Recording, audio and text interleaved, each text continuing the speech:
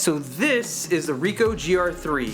Is it the ultimate pocket camera or is it a flop?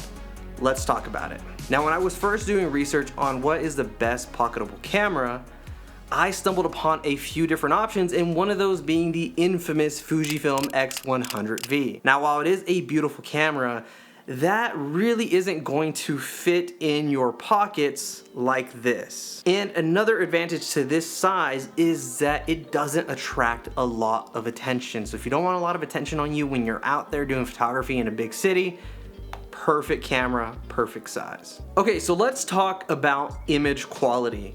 Now, normally I shoot on a Canon R5, which is a 45 megapixel beast that delivers ultimate quality.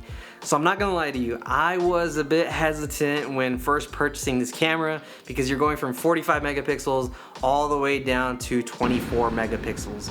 And that's a bit scary. But I'll tell you what, this little beast surprised me. I've been able to capture some amazingly sharp images with this little beast right here. In fact, I am also the type of person that crops their photos, and I was able to still retain really great sharpness and clarity when cropping in my shots from the Ricoh GR III. So image quality, nothing you have to worry about. Now, perhaps one of the most fascinating things about this camera is that it actually has image stabilization built into it. And if you don't know what image stabilization is, it's okay. It's basically shake reduction. So imagine it like this. Let's say you have a toy camera and you're trying to take a picture while moving.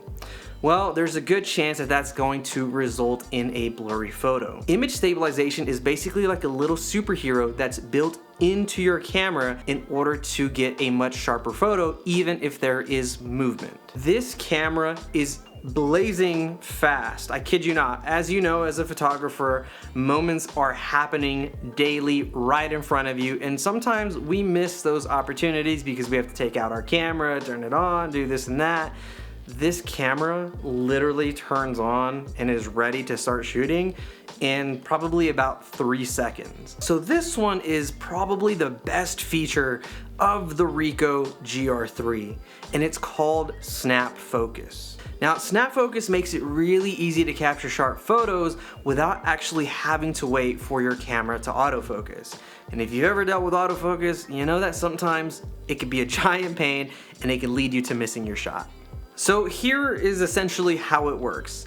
When you initially want to take a photo, you're gonna half press your shutter and it's going to attempt to focus on your subject before actually taking the photo. And with Snap Focus, you can set a specific distance like 1 meter, 2 meters, or 5 meters, and you're basically telling the camera, I want everything within this range to be nice and sharp. And once you have your distance set with Snap Focus, you can essentially just start taking pictures right away that are gonna come out nice and sharp, and you won't miss those candid moments. So another thing that shocked me about this camera is that it has a macro mode, and surprisingly, it's pretty good. If you don't know what macro mode is, basically that mode allows us to get really close to subjects to get insane details out of your subject. And it really comes in handy whenever you're doing food photography, or if you're shooting, insects, or if you're just wanting to capture some nice up close textures. And somehow this little powerhouse has macro capabilities. Pretty awesome. Okay, let's pause here for just a second because as I am editing this video, I noticed that I forgot to tell you about one neat feature, and that's that the Ricoh GR III has built-in presets. And there's quite a few different options in here. Personally, I like using the positive film, and from my understanding is that you can also look up recipes either online or maybe through some app to even build your own presets into this camera. That's pretty freaking awesome. And now back to our scheduled video. So I told you about all the great things that the Ricoh GR III offers. However, there are things that we need to talk about that I essentially don't really like. And number one is the fact that it doesn't have a viewfinder. It was actually almost a deal breaker for me. It might be a deal breaker for you. However though, I want to tell you, don't shy away from that because this is still a powerful beast. And it is actually optional to attach a viewfinder at, of course, an additional cost. But really there's some trade-offs there because this is a pocketable camera. So if you add a viewfinder, it does make it more bulky and it's not as pocketable as before. And second on the list is battery life. Look, it's a small battery. A battery is probably gonna get you about maybe 200-ish photos per charge, which is not a lot. So if you do go for the Ricoh, I highly recommend to either carry an external power source to charge your camera, which it does take USB-C by the way, or to just purchase an additional battery. It's just such a tiny camera. Of course, there's gonna be trade-offs. Oh, and by the way, the camera isn't weather sealed either, so you have to be a little careful with it under extreme weather conditions. But I mean, really, for the most part, I think you're gonna be fine. Just don't get it soaked.